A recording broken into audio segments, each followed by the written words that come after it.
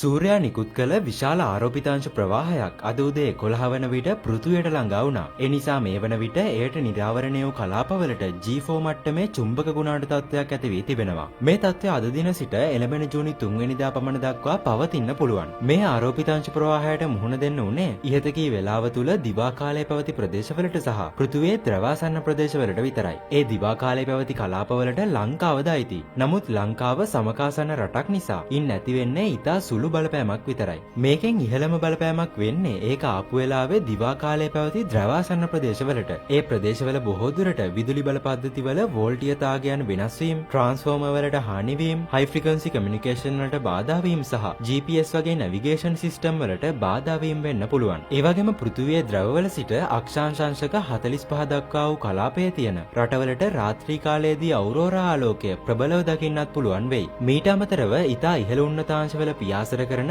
ගුවන් යානාවල මගින් විකිරණ වලට නිරාවරණය වීමටද අවදානමක් තියෙනවා. මේ ආරෝපිතාංශ ප්‍රවාහය සූර්යයා නිකුත් කළේ AR 4100 කියන මෙන්න මේ සූර්ය ලප කලාපයෙන්. පසුගිය මෑ 30 වෙනිදා ඒ කලාපයෙන් නිකුත් වුණ M8.2 මට්ටමේ සූර්ය ගිනිදළුවක් සමගයි ඒ ආරෝපිතාංශ ප්‍රවාහය නිකුත් වුණේ. මේ ඔබ දකින්නේ එය නිකුත් කළ අවස්ථාවේදී නාසා ආයතනයේ SDO නිරීක්ෂණාගාරයෙන් ලබාගත් එහි දර්ශන. ඉතින් ඉදිරියටත් මේ වගේ සිදුවීම් වෙන්න පුළුවන්. ඇතැම් විට මීට වඩා ප්‍රබල ඒවා. මොකද මේ දවස්වල සූර්යයා පසු වෙන්නේ එහි ක්‍රියාකාරීත්වයේ උපරිම කාල සීමාවක. ඉතින් ඒ වගේ දෙයක් නැවතත් වුණොත් හැකි ඉක්මනින් ඔබව දැනුවත් කරන්නම්.